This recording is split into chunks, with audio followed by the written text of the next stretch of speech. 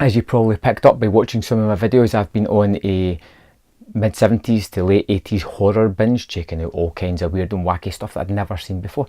It's one of my favourite eras. This is like a comfort era for me, for things I can put on, and even if it's a bad movie, I usually find something enjoyable in it. I don't know what it is, there's just something about that era of filmmaking that just makes me forgo the poor stories, the poorer acting, focus on some of the gore and just general fun being had here of people doing what they really wanted to do, make a horror movie. And this one's no different. I picked up Graduation Day from the Slasher Classics collection. This was number one. It's one I've had sitting for a while and just never got around to it, but checking out a couple of the other discs, I was kind of enthused and went to my list and thought this looked quite interesting. Produced by Lloyd Kaufman, Mr. Trauma himself, who does a nice little introduction and some of the extras for this. This story is your typical 80s slasher. It is about a track team at a high school. They kind of are geeing on one of their team members as she's doing a race, and at the end she has, I think, a heart attack or something and collapses in one of the best death sequences I think I've ever seen. And when I say that, I mean that with extreme sarcasm. It's terrible, but kind of funny in that way. And then throughout the rest of the movie, you have a masked person hunting down the rest of the track and field team with a stopwatch and timing it for 30 seconds, because that's what the girl had before she died, and just killing these people. It's very tropey. It follows the sort of base blueprint of what slashers are, almost to a T. But what it does do is it doesn't have the gore. It doesn't have the final really punch to make it really entertaining. It's still fun in a kind of campy way. You get lots of fun scenes of, like, there was one scene with a girl who's shaving her legs in a sink, and we get our murderer appear, and this is a guy with like a fencing sword and a fencing mask, which was nice to see. So it's I kind of thought that was first done in Urban Legends 2, but it's good to see this movie that came out years before that doing it first.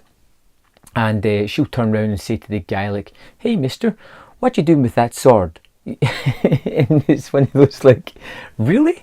That's what you're going to say in that moment? You're in the girl's bathroom and there's a guy's appeared with a sword and pointed towards you, and then just kind of stands back and goes, "No, no, no, no," and then gets stabbed through the throat. It's lots of scenes like that. I kind of like that. You know, it's not good filmmaking. It's not good at telling the tale. It's not responsible actions of what people would do put in these situations. It's ridiculous, but it's fun and it goes with it, and I'm willing to go with it if something tries this. It has several murders. None of them are really outstanding. You never really see much gore or blood. It's just more the aftermath of the bodies lying about. We get a mystery of who is killing these people. We have a couple of red herrings, which is always good. My favourite thing about these slasher movies is always the mystery. I mean, I do like the gore and things like that, but it's always how they're going to work out who did this and why. And this one has a fairly decent reason as to who the killer is, although I don't know if we get the information all the way through it to be able to put it together ourselves, but it does give you a good reason at the end of why this person is doing what they are doing. There is some standout moments in amongst this. There is some funny death scenes, I will say, like the girl who gets stabbed while shaving her legs, or the you know, I really don't want to tell you, because in case you're going to watch it, I don't want to waste any of the surprises that the movie does have. It has a couple, they're worth checking out. I like the fact that it kind of put lots of red herrings to the front. You know, you kind of knew these people weren't going to be the killer, but it's nice to see them getting put up as a suspect and then get taken down in a kind of brutal fashion. We get a heroine there as well, which is the sister of the girl that dies at the start. And you know what? It scratched an itch. It's not the best slasher I've seen in the longest while, but it was fun. But this package, this disc that I've got here, is definitely worth picking up, and it's worth picking up because, one, it's got a good slasher movie on it, not an outstanding one that's entertaining enough, but the extras are outstanding. There is one on here called, if I can just find it, Scream Queens Horror Heroines Exposed, and this is an 80-minute documentary about the sort of ladies that were perpetrated all the way through these slasher movies in the early 80s. You know, there's one movie that did 150 or something like that. And these aren't your famous faces like Jamie Lee Curtis. These are people that didn't just do a couple, they did multiple of these movies, like lots of them, and got torn apart, murdered in just about all of them. It's really interesting. It focuses on a good half dozen to 8 different people, all kind of telling little facets of nuggets of information.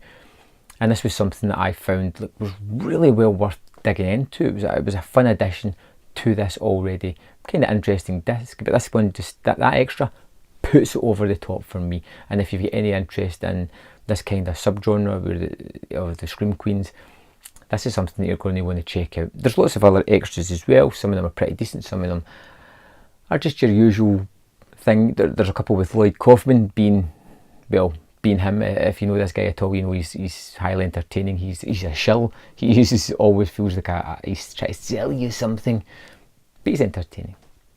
This was done from a 4K restoration and it looks pristine. Also, just quick mention to the music in this. It's got this catchy little tune that just is so 70s, even though it's an 80s movies, but it's so 70s. It's just fun. I've been walking about just humming it ever since I've watched the movie. Just a great little tune. So yeah, there we go. Graduation Day. The disc is well worth picking up because you get the movie, you get the extras, you get a great transfer, and you get that documentary that I really love. So I'd love to know if you've seen this movie or if you've picked up this disc, what you thought of the film, what you thought of that little documentary extra. Little, it's 80 minutes, it's almost as long as the feature movie itself. And thanks for watching, and I'll see you next time on Man vs Film.